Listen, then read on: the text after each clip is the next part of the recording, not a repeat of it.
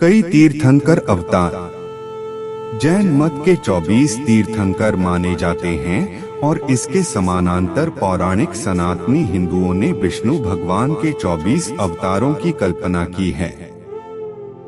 उनके 24 तीर्थंकर हैं और इनके 24 अवतार हैं। ऋषभदेव पहले तीर्थंकर हैं और महावीर स्वामी आखिरी तीर्थंकर हैं। तीर्थंकर होना इतना सरल नहीं है। जिन्न का अर्थ होता है जिसने अपने इंद्रियों को जीत लिया हो। महावीर स्वामी के पूर्व जन्मों की अनेक कहानियां हैं। कितने जन्म उन्होंने राजघराने में बिताए हैं, कितने जन्मों में किस किस योनि में अपना जीवन गुजारा है। कठोर तप करने के पश्चात उनका जीव रागद्वेष की परिधि से परे हो गया था। एक बार वे तप कर रहे थे। एक किसान आया, उनसे कुछ पूछना चाहा। वे तो मौन व्रत में थे, कुछ बोले नहीं।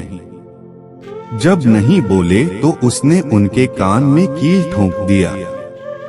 उनके कान से खून बहने लगा।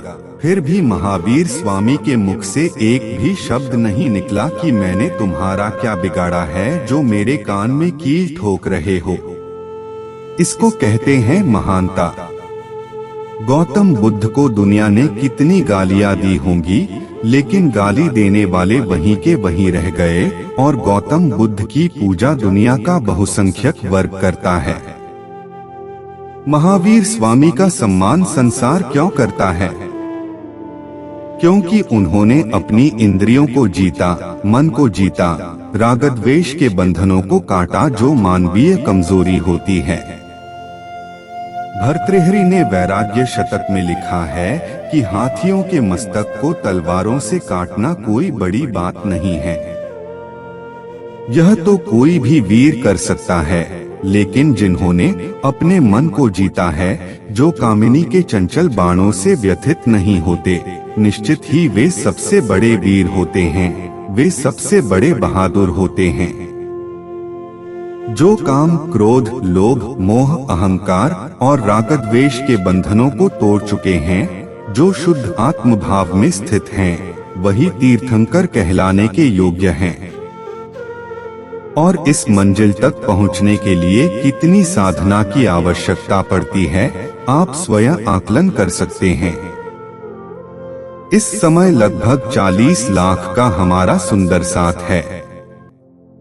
मुझे नहीं दिखता कि 40 लाख में 100 भी ऐसे व्यक्ति हों जिसके कान में कील ठोकी जाए तो वे मुस्कुराते रहें और ठोकने वाले को एक शब्द भी नहीं कहें।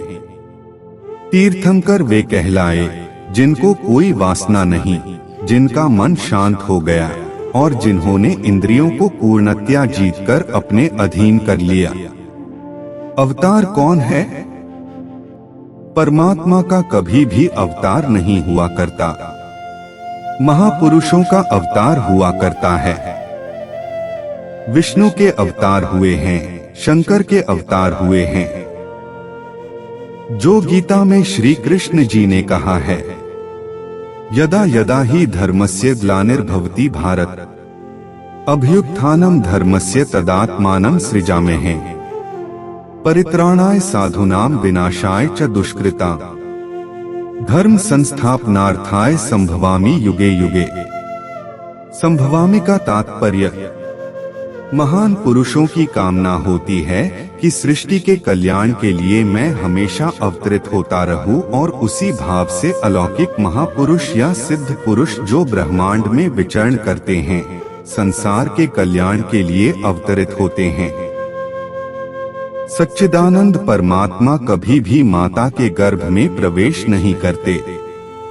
इसलिए जो जैन मत ने 24 तीर्थंकर माने, सनातनी लोगों ने 24 अवतार माने, वे भी इस संसार में प्रकट होकर अपनी लीला किए और इस संसार से चले गए। उनको भी यह पता नहीं चल पाया कि परमात्मा अक्षरातीत कौन है, कहाँ है, कैसा है। किन सुपने ना श्रवणो, किसी ने सपने में भी नहीं सुना कि अक्षरातीत कौन सी बला होती है। आप टीवी, पर प्रवचन सुनते हैं। कितने बड़े बड़े उद्भट विद्वान होते हैं, लाखों की संख्या इकट्ठी होती है, उनकी वाणी में सम्मोहन होता है, लेकिन कोई भी यह विवेचना नहीं करता कि क्षर और अक्षर से परे उत्तम पुरुष अक्षरातीत कौन है, कहाँ है, कैसा है, उसको पाने का मार्ग क्या है। इन तथ्यों पर हर कोई मौन हो जाएगा। महामती जी के धाम हृदय से अक्षरातीत कहला रहे हैं कि बड़े बड़े अवतार, बड़े बड़े तीर्थंकर, देवता और दानव इस दुनिया से चले गए, लेकिन सपने में भी उनको अक्षरातीत का पता नहीं चल पाया, और वे अक्षरातीत महामती जी के धाम हृदय में विराजमान होकर लीला कर रहे हैं। सोइत मिल्या नरनार, वह सबके लिए इस प्रकार उपलब्ध हो गया कि परमधाम की आत्माओं को जगाने के लिए मानव तन में आकर श्री महामती जी के धाम हृदय में विराजमान हो गया। पुराण संहिता में स्पष्ट रूप से कहा गया है, अगाध अज्ञान जलधौ पतितासु प्रियासु च स्वयं कृपा अम्भोधौ ममज्ज पुरुषोत्तम। जब परम धाम की आत्माएं अज्ञानता के अगाध सागर में डूब जाएंगी, तो कृपा के सागर स्वयं सच्चिदानंद परब्रह्म प्रकट होकर उनको अपनी कृपा सागर में स्नान कराएंगे। कल्पना कीजिए, पुराण संहिता स्पष्ट रूप से घोषित कर रही है कि ब्रह्म सृष्टियों के प्रियतम उनको इस भवसागर से पार ले जाने के लिए आएंगे। और तभी वेदव्यास जी ने कहा था कि हे कलियुग वालों, तुम धन्य धन्य हो, कलिर्धन्य कलिर्धन्य कलिर्धन्यो महेश्वर है, यत्र ब्रह्मा प्रियाणाम च वासनाः समुपाविशन। इस 28वें कलयुग को धन्य धन्य है, क्योंकि इस ब्रह्मांड में पूर्ण ब्रह्म सच्चिदानंद की आत्माएं प्रकट होने वाली हैं।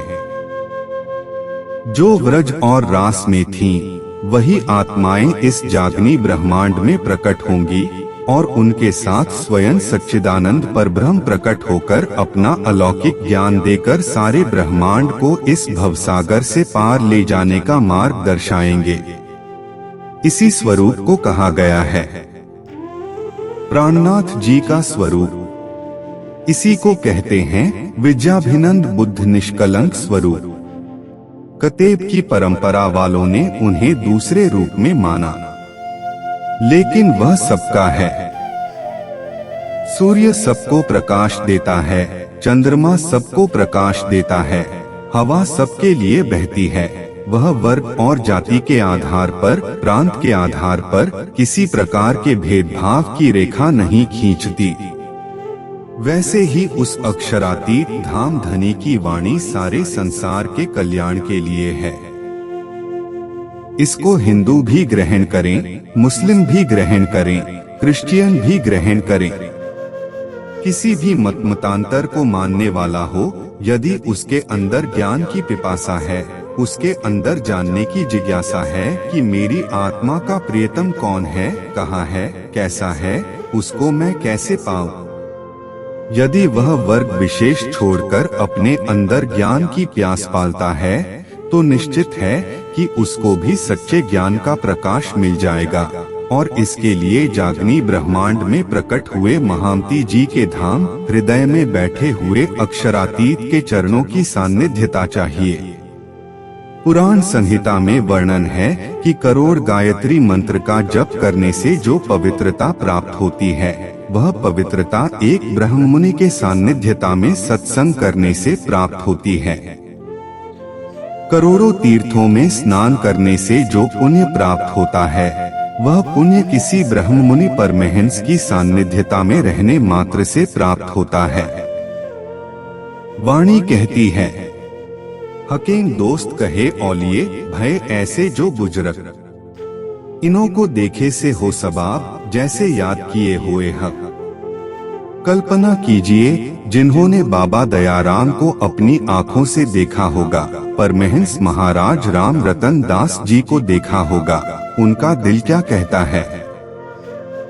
उन्होंने उन महान आत्माओं के धाम हृदय में बैठे हुए धनी को देखा होगा, उनके प्रकाश को पाया होगा और उन्हें यहीं बैठे बैठे लगा होगा कि हमें परमधाम के आनंद की अनुभूति हो रही है। इसीलिए संबोधित किया जा रहा है कि यदि ब्रह्ममुनि परमहंसों की इतनी महिमा है तो हकी सूरत की कितनी गरिमा होगी। वे संसार के प्राणी धन्य धन्य होंगे जिन्हें श्री जी के साथ रहने का, श्री जी के साथ वार्ता करने का सौभाग्य मिला होगा। पूर्ण ब्रह्मा सच्चिदानंद अपने साथ 5000 की जमात लेकर पन्ना जी पहुँचे थे, जिसमें 500 केवल ब्रह्म सृष्टि थे, 1500 ईश्वरी सृष्टि थी और 3000 जीव सृष्टि भी थे। इन सबने श्री प्राणनाथ जी को पूर्ण ब्रह्मा सच्चिदानंद का स्वरूप मानकर अपना घर द्वार हमेशा हमेशा के लिए छोड़ दिया था। जिन्होंने अपने धाम हृदय में बैठे हुए अक्षरातीत से अपनी निस्बत का संबंध जोड़ा, उन्होंने समझा यही अक्षरातीत है, यही है धनी धाम। और जिन्होंने उस भाव से माना, उनको यहीं बैठे बैठे सारा आनंद मिल गया। सुर असुर सबों को ए पति, सब पर एक दया, देत दीदार सबन को साई, जिन्हू जैसा चीन है। जो उनको जिस रूप में पहचानता है, उसको वे उसी रूप में दर्शन देते हैं। जब कोई उन्हें व्रज बिहारी के रूप में देखना चाहता है तो बंगला जी दरबार में उन्हें व्रज बिहारी के रूप में दर्शन होता है। कोई रास बिहारी के रूप में देखना चाहता है तो रास बिहारी का दर्शन होता है। कोई परमधाम के युगल स्वरूप में देखना चाहता है तो तन है महामती जी का, किंतु वहीं साक्षात युगल स्वरूप के नूरी स्वरूप के दर्शन होने लगते हैं। कोई अरब का स्वरूप देखना चाहता है, कोई सद्गुरु धनी श्री देवचंद्र जी का स्वरूप देखना चाहता है। उनको उनके मन की कामना के अनुसार राज जी दर्शन देते हैं और सबकी इच्छाओं को पूर्ण करते हैं। तात्पर्य, जिन्होंने इस जागनी ब्रह्मांड में श्री प्राणनाथ जी के स्वरूप को पहचान लिया, उनकी आत्मा निश्चित है कि जागृत हो गई। जब तक स्वरूप की पहचान नहीं होगी तब तक जागने का प्रश्न ही नहीं।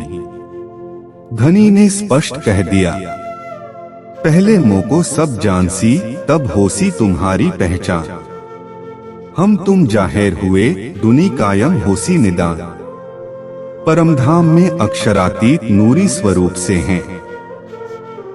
जागनी के ब्रह्मांड में वे श्री महामती जी के धाम हृदय में आवेश स्वरूप से लीला कर रहे हैं। अब सुंदर साथ के ऊपर है कि महामती जी के धाम हृदय में बैठे हुए अक्षरातीत को पहचाने। तारीफ मोहम्मद मेहंदी की ऐसी सुनी न कोई क्या है। कई हुए कई होएसी, पर किन ब्रह्मांडों ना है। श्री प्राणनाथ जी की महिमा के बराबर अब तक न तो कोई हुआ था, न है और न कभी होगा, क्योंकि इस मायावी जगत में पूर्ण ब्रह्म सच्चिदानंद अपनी पांचों शक्तियों के साथ विराजमान होकर केवल महामती जी के अंदर लीला कर रहे हैं। पांचों शक्तियों के साथ श्री राज जी परमधाम में भी लीला नहीं कर सकते। अक्षर ब्रह्मा अक्षरधाम में है। धनी जी का जोश और जागृत बुद्धि सत स्वरूप के अंदर है। परमधाम में केवल चिद्धन शक्ति की लीला होती है। जब तक सत मिले नहीं, तब तक सत चित आनंद की पूरी लीला कहां से हो सकती है। महामती जी के धाम हृदय में सत भी है, चित भी है, आनंद भी है, जोश भी है और जागृत बुद्धि का स्वरूप भी है। दुनिया में कोई शब्द नहीं जो इस स्वरूप की महिमा की व्याख्या कर सके। अब यह वाणी बताएगी, रास से लेकर कयामत नामा तक की वाणी ही कहेगी कि इस जागनी ब्रह्मांड में कौन हमारी आत्मा का उपास्य है। यह ठीक है कि हमें अपनी आत्म जागृति के लिए मूल मिलावा में विराजमान युगल स्वरूप की शोभा को दिल में बसाना पड़ेगा। अपनी आत्मा के चक्षुओं को मूल मिलावा में ले जाना पड़ेगा। लेकिन इस संसार में हमें अपना आराध्य की सूरत श्री प्राणनाथ जी को बनाना पड़ेगा, क्योंकि जब तक यह जागनी ब्रह्मांड है, जागनी की शोभा मात्र इसी स्वरूप को है। स्पष्ट कह दिया, इंद्रावती के मैं अंगे संगे, इंद्रावती मेरा अंग। जो अंग सौंपे इंद्रावती, ताए प्रेमे खेलाऊ रंग। सुख लेऊं सुख देऊं, सुख में जगाऊं साथ, इंद्रावती को उपमा मैं दई अपने हाथ। मैंने स्वयं अपने हाथों से सारी शोभा महामती जी को दे रखी है।